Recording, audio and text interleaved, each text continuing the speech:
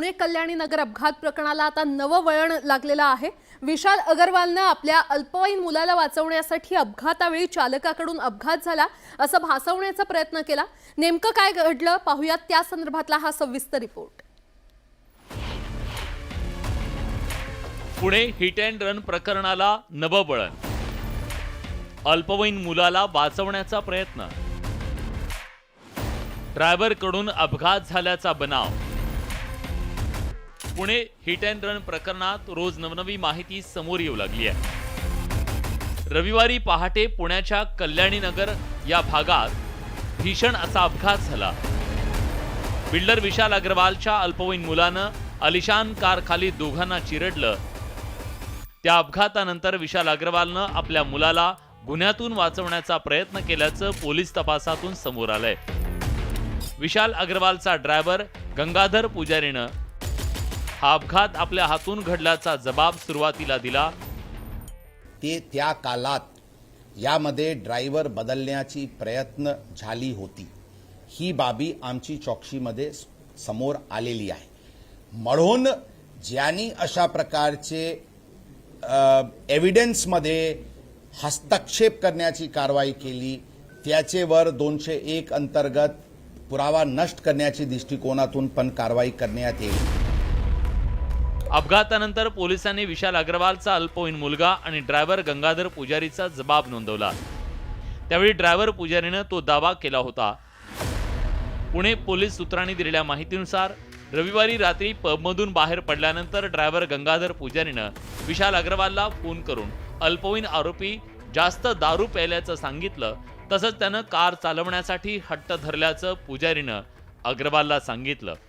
त्यावर विशाल अग्रवालनं आपल्या अल्पवयीन मुलाला कार चालवू दे असं ड्रायव्हरला सांगितलं। त्यानंतर काही मिनिटात तो भीषण अपघात घडला। अपघात झाल्यानंतर ड्रायव्हर पुजारीनं विशाल अग्रवाल याला फोन केला।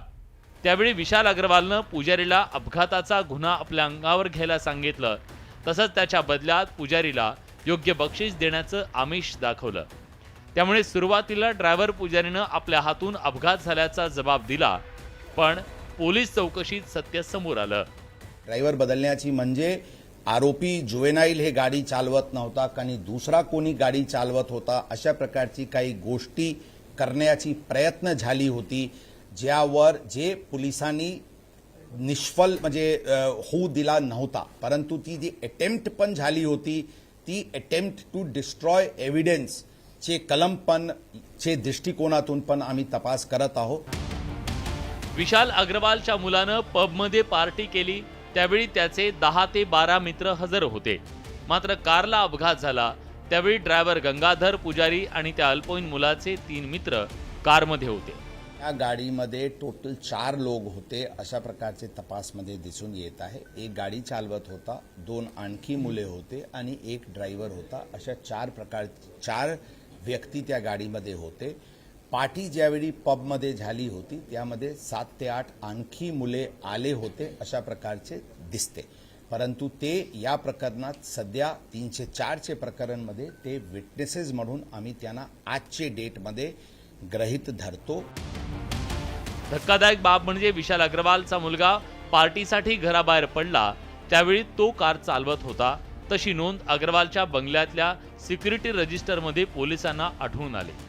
खरं तर विशाल अग्रवालनं अपघात प्रकरणातून आपल्या मुलाला वाचवण्याचा आटोकाट प्रयत्न केला, मात्र पोलीस तपासात विशाल अग्रवालचं पितळ उघडं पडलंय।